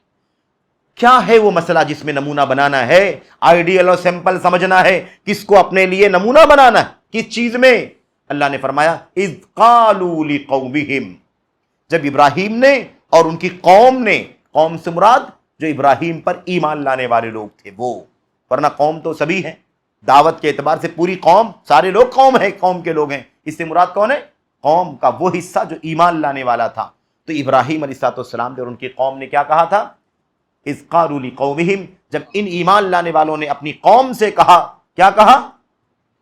انا براء منکم ومما تعبدون من دون اللہ، ہم تم سے برات کا، بیزاری کا اعلان کرتے ہیں، تم شرک کر رہے ہو، تم بتوں کو بناتے ہو، بیچتے ہو، پوجتے ہو، چھوٹے سائز کے، بڑے سائز کے، اور بڑے اور بہت بڑے سائز کے بنا کر کے تم پوجتے ہو، ان سے بھی ہم برات کا، بیزاری کا، بائیکاٹ کا اعلان کرتے ہیں، اور آسمان کے معبودوں کو جن کو تم پوجتے ہو، سورج کا اور ایسے ہی چاند کا اور ستارے کا تم سجدہ کرتے ہو، ان کی عبادت کرتے ہو، ان سب سے ہم برات کا اعلان کرتے ہیں۔ منکم ومما تعبدون من دون اللہ، ہمارا تم سے بھی کوئی تعلق نہیں ہے، اور جن کو تم اللہ کے سوا پوجتے ہو ہمارا ان سے بھی کوئی تعلق نہیں۔ تو مشرکین سے برات کا اعلان، مشرکین سے برات کا اعلان، بیزاری کا، بائیکاٹ کا اعلان۔ آج یارانہ ہے، دوستانہ ہے، سمجھوتے ہیں، نرمیاں ہیں، ساز باز ہیں، خفیہ، علانیہ ہے کہ نہیں؟ یہ حالت ہے کہ نہیں آج ہماری؟ بڑی دوستی، کہتے ہیں نہیں، حالات ایسے نہیں ہیں، دوستی رکھنا ضروری ہے، دوستی رکھنا ضروری ہے، دوستی نہیں رکھیں گے تو یہ ہم پڑوس میں ہیں، ہماری جان کے خطرے، ہمارے مال کے خطرے، اس طرح کی باتیں کرتے ہیں لوگ۔ میرے بھائیوں، عقید توحید اگر نہیں بچا سکے تو یہاں جان بچا کے کیا کریں گے، اور عزت اور اپنی دولت بچا کر کے کیا کریں گے؟ اللہ تبارک و تعالیٰ کی دہکتی بھڑکتی ہوئی آگ میں ہمیشہ ہمیشہ کے لیے جلنا مقدر ہو جائے گا۔ اس لیے سمجھنا ہے کہ ہمارے لیے قیمتی کیا ہے، انمول کیا ہے، کس کو بچانا ہے اور کس کو کھو جائے کھو جانے دینا ہے، اسے ہمیں جاننے کی ضرورت۔ تو کیا فرمایا اللہ نے؟ فرمایا صاف صاف کہ ان لوگوں نے کیا کہا تھا، ابراہیم علیہ السلام اور ان کے ساتھیوں نے کیا کہا تھا، قوم کے لوگوں سے کہا تھا ہمارا تم سے بھی کوئی تعلق نہیں ہے، کیونکہ تم مشرک ہو، بتوں کی پجاری ہو، آسمان میں سورج چاند ستاروں کی پجاری ہو، اس لیے ہمارا تم سے کوئی تعلق نہیں، اور ان دیوی دیوتاؤں سے بھی کوئی تعلق نہیں، مورتیوں سے، سورج چاند ستاروں سے ہمارا ان سے کوئی تعلق نہیں۔ یہ برات کا بیزاری کا اعلان، اسی کو کہتے ہیں عقیدۃ البراء، عقیدہ براء۔ جہاں ایمان نہیں ہے، کفر ہے، شرک ہے، بت پرستی ہے، غیر اللہ کی پوجا ہے، وہاں پر دوستی نہیں ہو سکتی، وہاں پر محبت نہیں ہو سکتی، وہاں پر دشمنی اور نفرت ضروری ہے، برات اور بیزاری اور بائیکاٹ کا اعلان ضروری ہے۔ یہ بہت بنیادی عقیدہ ہے۔ تو ابراہیم علیہ السلام کا سب سے بڑا اسوہ کیا ہے؟ توحید کی دعوت، اور اسی کے ساتھ شرک سے، مشرکین سے اور شرکاء سے برات کا، بیزاری کا، بائیکاٹ کا اعلان۔ اور کیا کہا آگے کیا کہا؟ کفرنا بکم، کفرنا بکم، ہم تمہارا انکار کرتے ہیں، ہم تمہارا انکار کرتے ہیں، یعنی تمہاری کوئی قیمت نہیں، تم سے ہم نفرت کا اعلان کرتے ہیں اور تمہارا کفر کرتے ہیں۔ کفرنا بکم، ہمارے اور تمہارے درمیان، وبدا بیننا وبینکم العداوۃ والبغضاء ابدا، اور ہمارے اور تمہارے درمیان عداوت یعنی دشمنی اور بغضاء یعنی نفرت، یہ دونوں چیزیں ظاہر ہو چکی ہیں، دونوں چیزیں ایک دم کھلی بات ہے کہ ہماری تم سے دشمنی ہے اور ہمیں تم سے بغض اور نفرت۔ یہ ہے ابراہیم علیہ السلام کا اسوہ۔ ابراہیم علیہ السلام کا محبت سے، عقیدت سے، ارادت سے، صرف نام لینے سے کچھ نہیں ہوگا۔ ان کی زندگی کے نمونے، ان کی زندگی کے واقعات اور قصے پڑھنے سے کچھ نہیں ہوگا اگر ہم ان کی زندگی کا اصل اسوہ نہیں سمجھیں گے اور عملی طور پر زندگیوں میں نافذ نہیں کریں گے۔ ابراہیم علیہ السلام کی قوم پر ایمان لانے والوں نے، دو ابراہیم نے اور ان کے ساتھیوں نے کیا کہا آگے؟ ہمارے اور تمہارے درمیان دشمنی اور عداوت ایک دم کھل چکی ہے۔ کب تک دشمنی رہے گی بھائیوں؟ کب تک؟ جب تک تم مشرک رہو گے تب تک یہ دشمنی رہے گی، تب تک یہ نفرت رہے گی۔ جب تک تم موحد نہیں ہو جاتے، ایک اللہ کی عبادت اور بندگی کرنے والے نہیں ہو جاتے، تب تک ہماری تمہاری دشمنی جاری رہے گی۔ وقتی سمجھوتا نہیں ہو سکتا ہے نا، تھوڑی دیر کے لیے، چند منٹوں کے لیے۔ اچھا، کچھ لوگ کیا سمجھتے ہیں، کچھ لوگ ہمارے بھائی سمجھتے ہیں بھائی ٹھیک ہے، اس سے ایک بار کبھی کہہ دیا کہ بھئی یہ شرک ہے اور یہ بت پرستی ہے اور قبر پرستی ہے اور یہ حرام ہے اور شرک ہے، اس کا انجام ایک بار کہہ دیا، بس ذمہ داری ادا ہو گئی۔ اس کے بعد کاروبار ساتھ میں، رہنا سہنا ساتھ میں، کھانا پینا ساتھ میں، اور باہوں میں باہیں ڈال کر کے چلنا پھرنا ساتھ میں، یارانہ دوستانہ تحفے تحائف سب ساتھ میں۔ کس کو دھوکہ دینا چاہتے ہیں؟ اسی لیے بنی اسرائیل پر دو نبیوں کی زبانی لعنت اللہ نے فرمائی، اسی بنیاد پر کہ صرف وقت گزاری کے لیے، شکوہ چھڑانے کے لیے، نام کے لیے ایک بار دو بار کہہ دے کہ یہ غلط کر رہے ہیں آپ، اور اس کے بعد دوستی چلتی رہے۔ برات ہونی چاہیے بھائی، بیزاری ہونی چاہیے، بائیکاٹ ہونا چاہیے، نفرت ہونی چاہیے، دشمنی ہونی چاہیے۔ اللہ تبارک و تعالیٰ فرماتا ہے لعن الذین کفروا من بنی اسرائیل علی لسان داؤد وعیسی ابن مریم ذلک بما عصوا وکانوا یعتدون کانوا لا یتناہون عن منکر فعلوہ لبئس ما کانوا یفعلون۔ اللہ تبارک و تعالیٰ نے صاف صاف فرما دیا کہ لعنت کی گئی بنی اسرائیل پر، بنی اسرائیل کے کافروں پر لعنت کی گئی دو نبیوں کی زبانی، حضرت داؤد اور حضرت عیسیٰ علیہ السلام کی زبانی لعنت کی گئی۔ کیوں لعنت کی گئی؟ لعنت کی وجہ یا کیا تھی؟ یہ نافرمانی کرتے تھے، حد سے تجاوز کرتے تھے، گناہوں کے کام کرتے تھے، جرائم کرائم کرتے تھے، یہ ان کا کام تھا۔ کانوا لا یتناہون، مشکل کیا تھی؟ لعنت اس لیے ہوئی ان کے اوپر کہ یہ لوگ ایک دوسرے کو گناہوں کے کاموں سے منع نہیں کرتے تھے، چلنے دو کوئی بات نہیں ہے، چلنے دو کوئی بات نہیں ہے، اس طرح کی باتیں کرتے تھے۔ آگے اللہ تبارک و تعالیٰ نے کیا فرمایا؟ اسی وجہ سے ان پر لعنت ہوئی اور یہ کردار ان کا بہت برا تھا۔ اس کی تفسیر میں ابن عباس رضی اللہ تعالیٰ عنہ فرماتے ہیں، کہتے ہیں کہ جو بنی اسرائیل پر لعنت ہوئی تھی اس کی وجہ کیا جانتے ہیں؟ اس کی وجہ یہ تھی کہ ایک آدمی حرام کام کرتا تھا، گناہ کا کام کرتا تھا، کبیرہ گناہ کا کام کرتا تھا، اور اس کا ساتھی شام میں اس سے کہہ دیتا تھا اتق اللہ یا ہادا، یا ہادا اتق اللہ، اے اللہ کے بندے اللہ سے ڈر، یہ حرام ہے، یہ کام مت کر۔ ایک بار دو بار کہہ دیتا تھا، اور اس کے بعد ثم لا یمنع ذلک ان یکون اکیلہ وشریبہ وقعیدہ، لیکن اس کے بعد پھر اسی کے ساتھ میں کھاتا پیتا تھا، اسی کے ساتھ میں رہتا سہتا تھا، اسی کے ساتھ یارانہ دوستانہ اور مجلس میں ساتھ میں اٹھتا بیٹھتا تھا۔ اس پر اللہ تبارک و تعالیٰ نے دو نبیوں کی زبانی ان مجرموں پر لعنت فرمائی کہ زبان سے کہہ دیا۔ اور یہ تو عام دوسرے گناہوں کی بات ہے میرے بھائیوں، یہاں تو کفر و شرک کی بات چل رہی ہے، قبر پرستی کی بات چل رہی ہے، مزاروں پر سجدہ کرنے کی بات چل رہی ہے۔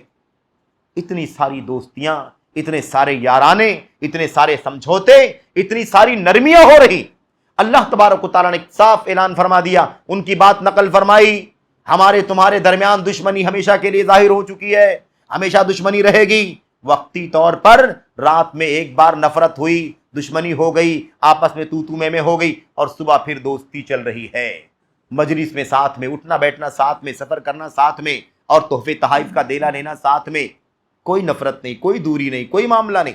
یہ لعنت کا سبب ہے، لعنت کا۔ ان لوگوں نے کیا کہا؟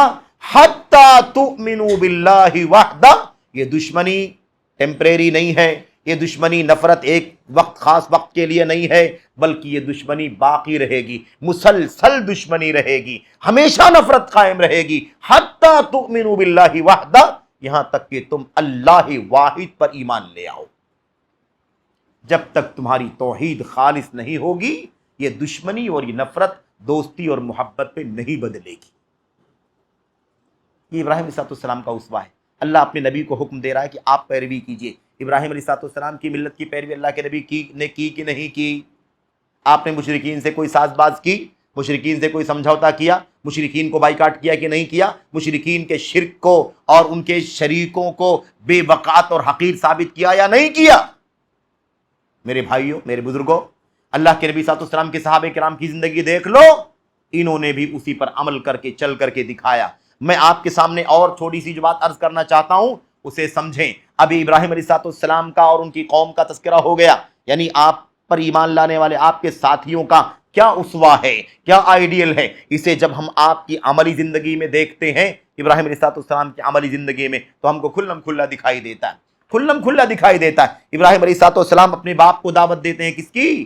توحید کی دعوت دیتے ہیں، اور ان کو شرک سے، بت پرستی سے، بت گری سے، بت فروشی سے منع فرماتے ہے کہ نہیں؟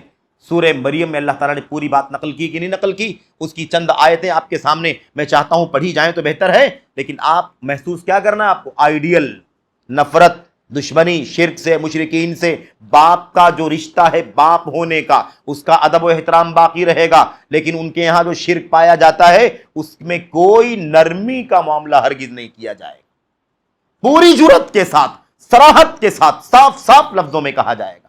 ابا تو کہا جائے گا، ابا جان تو کہا جائے گا، لیکن شرک کرنے کی وجہ سے آپ کو مشرک اور گمراہ بھی کہا جائے گا۔ آئی بات سمجھ میں؟ یہ بہت بڑا مسئلہ ہے کہ نہیں؟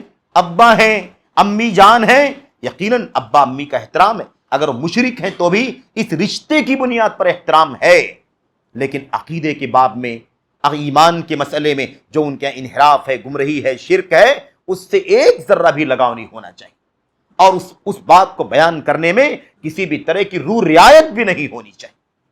ابراہیم علیہ السلام کی زندگی کے حوالے سے مگر وہ ساری آیتیں پڑھی جائیں تو شاید وقت زیادہ ہو، میں سمجھتا ہوں کہ اختصار کے ساتھ ہی بات کر لی جائے۔ اللہ کے نبی ابراہیم علیہ السلام نے اپنے والد سے کیا کہا؟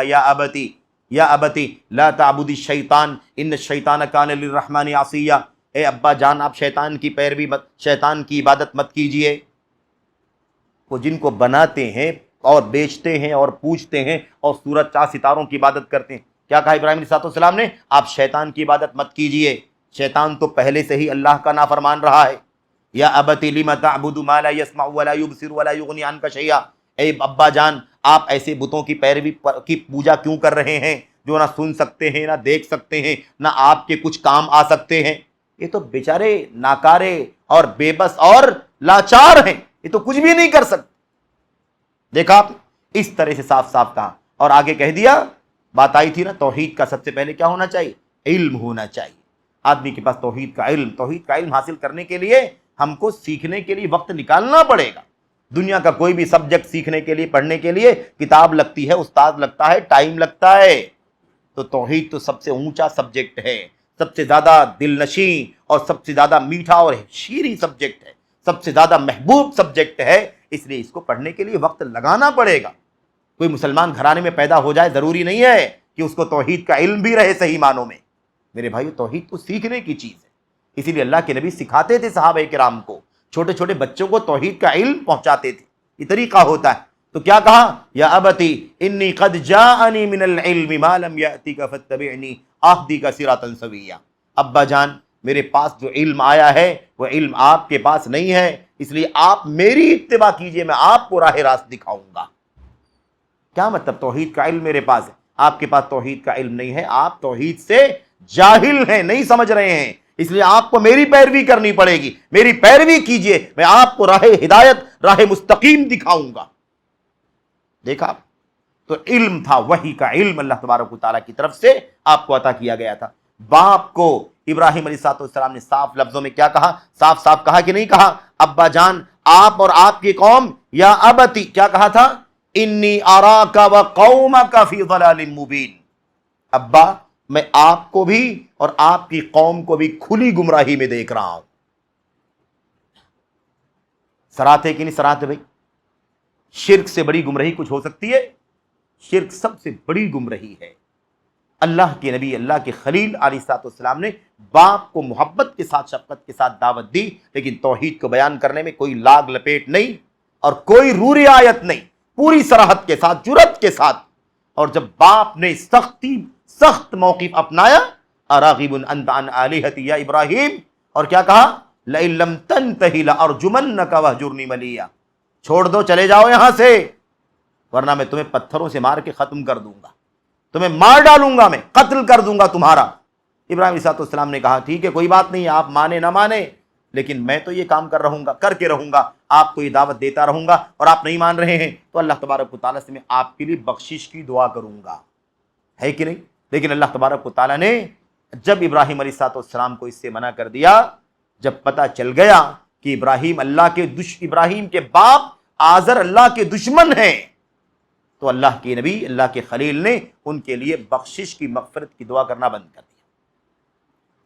اور قیامت کا دن کا منظر تو معلوم ہے، قیامت کے دن صحیح بخاری وغیرہ کی روایت میں اللہ کے نبی صلی اللہ علیہ وسلم نے فرمایا کہ ابراہیم علیہ السلام کی قیامت کے دن اپنے باپ آزر سے ملاقات ہو جائے گی، وعلی وجہہ غبرۃ وقطرہ، ان کے چہرے کے اوپر دھول ہوگا، مٹی ہوگی، اور مایوسی کے اثرات ہوں گے، محرومی کے اثرات ہوں گے، ایسا لگے گا کہ کوئی بہت بری خبر انہیں ملی ہے اور بہت برے انجام سے انہیں گزرنا پڑے گا۔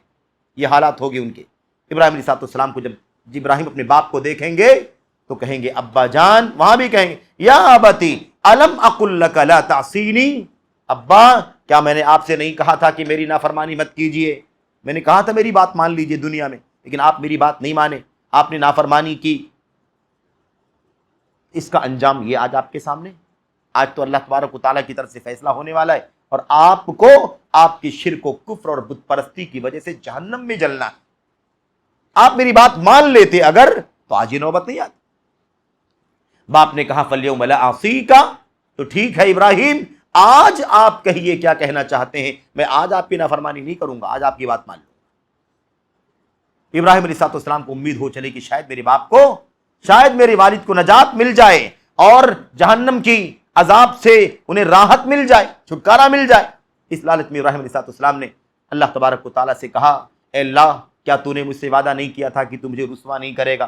الم تعدنی انک لا تخزینی یوم القیامہ، اے اللہ کیا تو نے مجھ سے وعدہ نہیں کیا تھا کہ تو قیامت کے دن مجھے رسوا نہیں کرے گا؟ اللہ فرمائے گا میں نے وعدہ کیا تھا کہ میں تجھے رسوا نہیں کروں گا، تو کون سی رسوائی کی بات کر رہے ہو؟ کہاں رسوائی آپ کی ہو رہی ہے؟ ابراہیم علیہ السلام کہیں گے سب سے بڑی رسوائی تو اللہ یہ ہے کہ میرے اپنے باپ جن کے خون سے میں پیدا ہوا ہوں وہ جہنم میں جلنے والے ہیں، اس سے بڑی رسوائی کیا ہے؟ میں نبی ہوں، رسول ہوں، تیرا محبوب ہوں، لیکن میرا باپ جہنم میں جلے گا، اس سے بڑی ذلت اور کیا ہو سکتی ہے؟ اللہ تبارک و تعالیٰ نے کیا فرمایا؟ انی حرمت الجنت علی الکافرین، ابراہیم میں نے جنت کافروں کے لیے حرام کر دی ہے، اس لیے یہ بات مت کرو، مسئلہ ذلت کا نہیں ہے، مسئلہ یہ ہے کہ وہ مشرک ہیں اور کافر ہیں، اور کافر اور مشرک کے لیے جہنم طے ہے، جنت حرام۔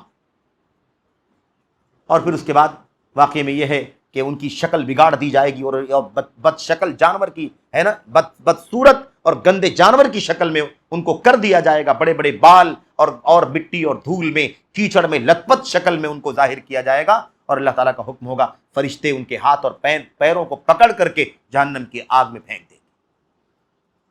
تو اللہ تبارک و تعالیٰ کے یہ ابراہیم علیہ السلام کا معاملہ، تو باپ کو دعوت دیا، باپ نے نہیں مانا، توحید کی دعوت کو ٹھکرایا اور اڑ گئے، ڈٹ گئے اور دھمکیاں دینے لگے، مار ڈالوں گا، میں کاٹ ڈالوں گا، جیسے آج کل کے لوگ کہتے ہیں۔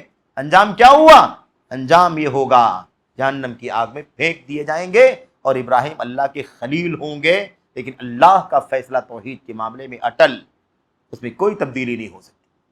قوم کے لوگوں سے بھی ابراہیم علیہ السلام نے جب دعوت پیش کی ان کے سامنے، بڑا چیلنج ان کے سامنے آ گیا۔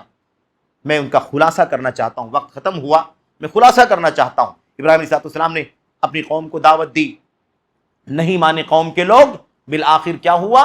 اللہ کے نبی ابراہیم علیہ السلام نے انہیں سخت لب و لہجے میں کہہ دیا، تاللہ لأکیدن اصنامکم بعد ان تولوا مدبرین، میلے میں جا رہے ہو، جاؤ، جانے کے بعد میں تمہارے معبودوں کی بڑی بری درگت کرنے والا ہوں، بڑی بری درگت کرنے والا ہوں۔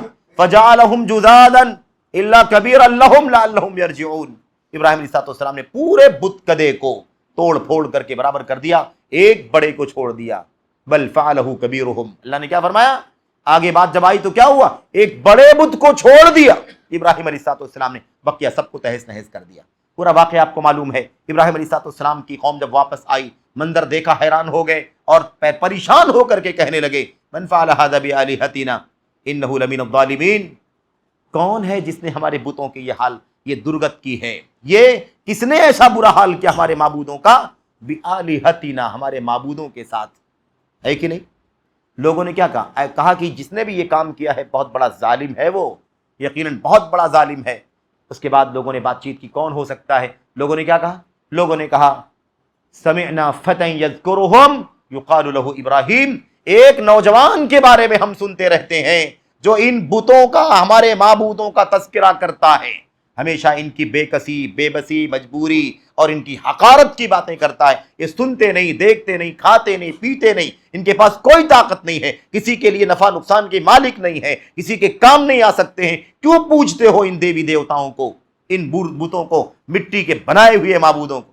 ہمارے معبودوں کا ذکر کرتا ہے ایک نوجوان کو ہم سنتے رہتے ہیں، ایک توحید کی دعوت دینے والا ایک نوجوان ہے، ایک نوجوان توحید کا داعی ہے یہاں، جو ہمارے بتوں کی برائی کرتا رہتا ہے۔ کیا کہا؟ اسے لاؤ لوگوں کے سامنے تاکہ لوگ دیکھیں، جانے کی کس نے یہ ہمت کی ہے۔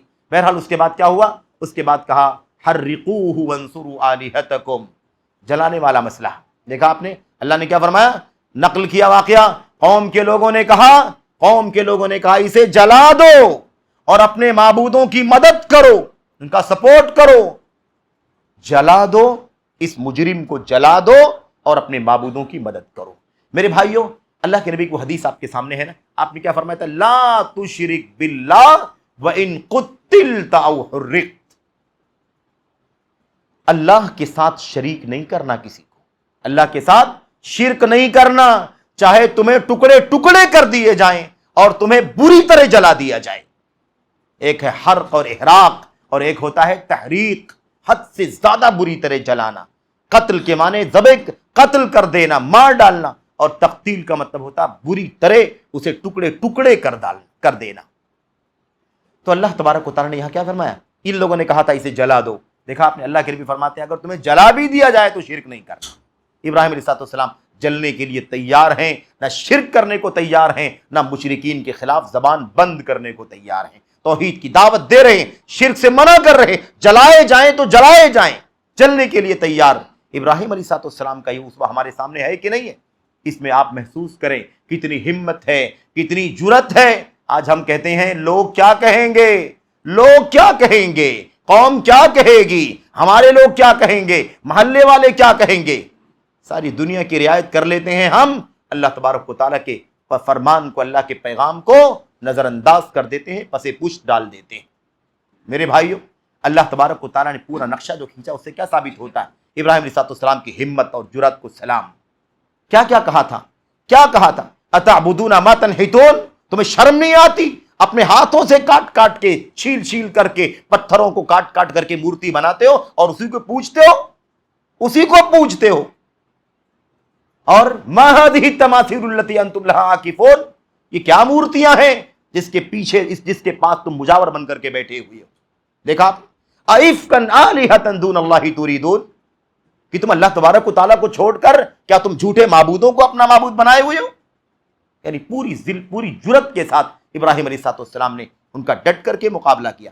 یہ ہے اسوہ ابراہیم علیہ السلام کا۔ تو توحید کی دعوت دینا ہے، شرک کی تردید کرنی ہے، اس میں ہمت پیدا ہونی چاہیے، جرأت ہونی چاہیے، اس کے اندر انسان کو ڈٹ جانے کی ضرورت ہے۔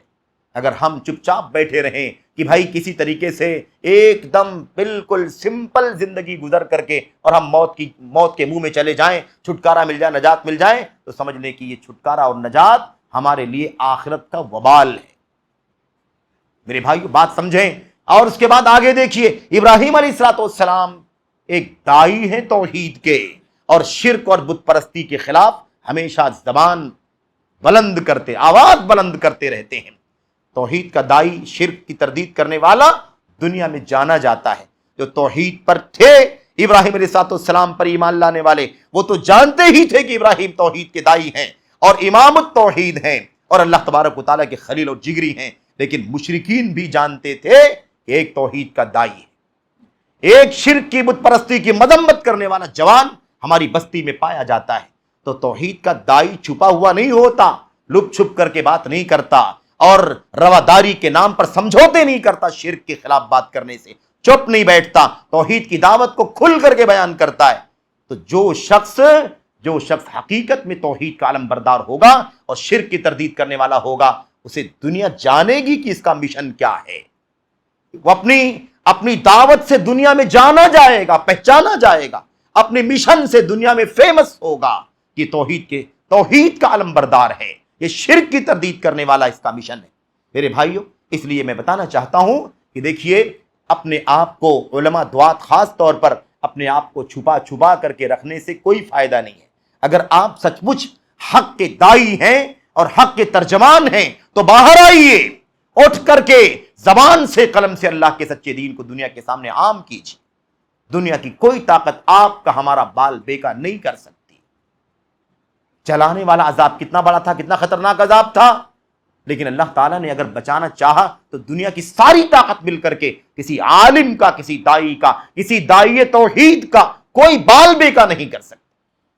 آگ جلانے کی طاقت رکھتی ہے، اس لیے کہ اللہ نے جلانے کی طاقت دی ہے۔ اللہ وہ طاقت چھین بھی تو سکتا ہے، اللہ طاقت چھین سکتا ہے۔ اللہ نے آگ میں ڈالے جانے کے بعد آگ کو کیا کہہ دیا؟ یا نار کونی بردن وسلام علی ابراہیم، ابراہیم پر اے آگ ٹھنڈی ہو جا، اور بہت ٹھنڈی نہیں، سلامتی والی ٹھنڈک بھی زیادہ موت کا سبب بن سکتی ہے، اس لیے نہ تو آگ رہے اور نہ ہی موت تک لے جانے والی ٹھنڈک رہے، سلامتی والی ٹھنڈک ہو جائے۔ اللہ تبارک و تعالیٰ نے اس لیے بار بار اعلان کیا، قرآن کریم کی آیتوں میں اس بات کا تذکرہ موجود ہے۔ اللہ تبارک و تعالیٰ نے فرمایا فَأَرَادُوا بِهِ كَيْدًا فَجَعَلْنَاهُمُ الْأَخْسَرِينَ، فَأَرَادُوا بِهِ كَيْدًا فَجَعَلْنَاهُمُ الْأَسْفَلِينَ۔ دنیا کی کوئی طاقت، اللہ تبارک و تعالیٰ جس کا مددگار ہو جائے، بھلا دنیا کی کوئی طاقت اس کا کیا بگاڑ سکے گی؟ ابراہیم علیہ السلام کے خلاف جو مشرکین تھے، قوم کے لوگ تھے، اللہ تبارک و تعالیٰ نے صاف صاف کہہ دیا، ان لوگوں نے چال چلی، ابراہیم کو جلا دینا چاہا، ابراہیم کو عذاب میں مبتلا کرنا چاہا، لیکن جن لوگوں نے یہ کام کرنا چاہا تھا ہم نے انہیں سب سے زیادہ ذلیل کر دیا اور سب سے زیادہ خسارے اور نقصان میں ڈال دیا۔ کتب اللہ لأغلبن انا ورسلی ان اللہ قوی عزیز، اللہ نے لکھ دیا ہے، طے کر دیا ہے، فائنل کر دیا ہے کہ غلبہ میرا ہوگا۔ غلبہ کس کا ہوگا؟ غلبہ مجھے ملے گا، یعنی میں جیت کے رہوں گا، اور میرے رسول کو غلبہ ہوگا، میرے رسولوں کو غلبہ ہوگا۔ یہ اللہ تبارک و تعالیٰ کا اعلان ہے، یہ اللہ تبارک و تعالیٰ کا اعلان ہے کہ اللہ تبارک و تعالیٰ غالب ہوگا، اس کے رسول غالب ہوں گے، اور اس پر ایمان لانے والے غالب ہوں گے۔ انا لننصر رسولنا والذین آمنوا، ہم ضرور مدد کریں گے اپنے رسولوں کی اور ان پر ایمان لانے والوں کی۔ میرے بھائیوں، آئین جواں مرداں، آئین جواں مرداں، حق گوئی و بے باکی، اللہ کی شیروں کو آتی نہیں روبائی۔ تو روباہی یہ ہمارا کام نہیں ہونا چاہیے۔ اگر ہم اسوہ ابراہیمی کو سمجھنا چاہتے ہیں تو ہماری ذمہ داری ہے میرے بھائیوں کہ ہم ابراہیم علیہ السلام کے اسوے کو ایک ایک نقطے کو پڑھیں، سمجھیں۔ یقیناً ابراہیم علیہ السلام کی زندگی ایسی ہے، تبھی تو اللہ تبارک و تعالیٰ نے ہمارے نبی صلی اللہ علیہ وسلم کو، جو سارے نبیوں کے امام اور سردار ہیں، ساری مخلوق کے امام ہیں اور سید ہیں، سردار ہیں، اللہ تعالیٰ نے ہمارے نبی صلی اللہ علیہ وسلم کو حکم دیا کہ آپ ابراہیم علیہ السلام کی ملت کی پیروی کیجیے۔ ہم امت کے لوگوں کو کہا کہ آپ ابراہیم علیہ السلام کی ملت کی پیروی کیجیے۔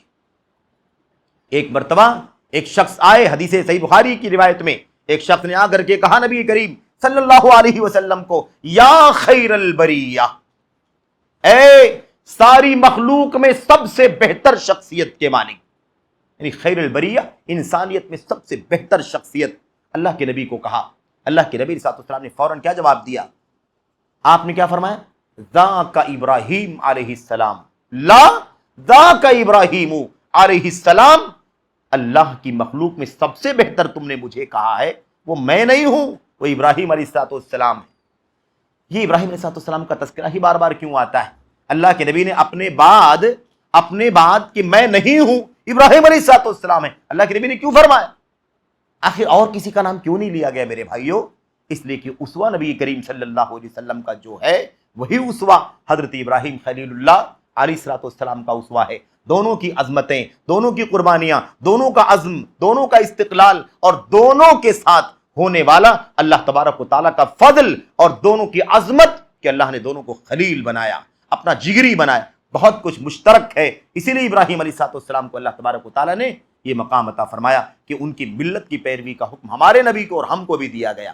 میرے بھائیوں، میرے بزرگوں، بہت ساری باتیں ہیں، ہم نے سرسری طور پر چند باتوں کی طرف اشارہ کیا ہے کہ ہمارے موجودہ حالات، عصر حاضر کے حالات جو بھی ہیں، ملک کے، دنیا کے، ہے نا، اب مشرق، مغرب، شمال، جنوب، عرب، عجم، ان تمام حالات میں توحید کا مسئلہ، دعوت توحید کا مسئلہ اور شرک کا جو بازار گرم ہے، چاروں طرف شرک کا دورہ ہے، اس طرح کے حالات میں ہماری ذمہ داری اسوہ ابراہیمی کی روشنی میں کیا ہونی چاہیے؟ ابراہیم علیہ السلام کو آئیڈیل بنا لیں، اللہ کے نبی علیہ السلام نے جیسے بنایا، صحابہ کرام نے جیسے بنایا، ہم امت کے لوگوں کو چاہیے کہ ہم اسی اسوے پر، اسی آئیڈیل پر زندگی گزاریں۔ اللہ کی ذات سے امید ہے، یقین ہے کہ اللہ تعالیٰ ہمیں اور آپ کو عزت سے، شان و شوکت سے نوازے گا۔ اللہ تبارک و تعالیٰ ہمیں اور آپ کو ذلت سے، خواری سے، پستی سے آزاد ہونے کی توفیق عطا فرمائے گا۔ دنیا میں بہت سارے جرائم اور گناہ کے کام ہیں، لیکن اس سے بڑا جرم کوئی نہیں ہے۔ سب سے بڑا جرم شرک کا ہے، اور دنیا میں نیکیاں بہت ہیں، سب سے بڑی نیکی اعلیٰ کلمۃ لا الہ الا اللہ، سب سے بڑی نیکی اللہ تبارک و تعالیٰ کی توحید ہے، لا الہ الا اللہ، اس کی حفاظت کرنا یہ سب سے بڑا کام ہے۔ یاد رکھیں، یہ بھی ایک بہت بڑا انحراف ہے، بہت بڑی گمراہی ہے کہ توحید کی اصلاح نہ کی جائے، شرک سے نہ بچایا جائے، اور دوسرے سماجی کاموں میں دلچسپی لی جائے۔ اس کو شراب سے روکو، بالکل شراب سے روکو، اس سے پہلے توحید کی دعوت شرک سے روکو، ہے کہ نہیں؟ لوگ کہیں گے صفائی نہیں پائی جاتی، صفائی پر ساری مہم چلاتے ہیں، صفائی مہم، لیکن میرے بھائیوں پہلے اس دل کو شرک کی گندگیوں سے صاف کرنے کی مہم چلاؤ۔ یہ دل صاف ہوں گے، یہاں خالص توحید آئے گی، نبی کی سنت آئے گی، تو انشاءاللہ تبارک و تعالیٰ یہ ظاہری گندگیاں بھی ختم ہو جائیں گی، یہ عمل بھی، یہ اعضاء اور جوارح بھی انشاءاللہ تبارک و تعالیٰ نیکیوں پر چلیں گے، اور اس کا نمونہ ہمارے سامنے کھل کر کے آ جائے گا۔ اللہ تعالیٰ مجھ کو آپ کو اس کی توفیق عطا فرمائے، آمین رب العالمین، صلی اللہ وسلم وبارک علی نبینا محمد وعلی آلہ وصحبہ اجمعین. والسلام علیکم ورحمۃ اللہ وبرکاتہ.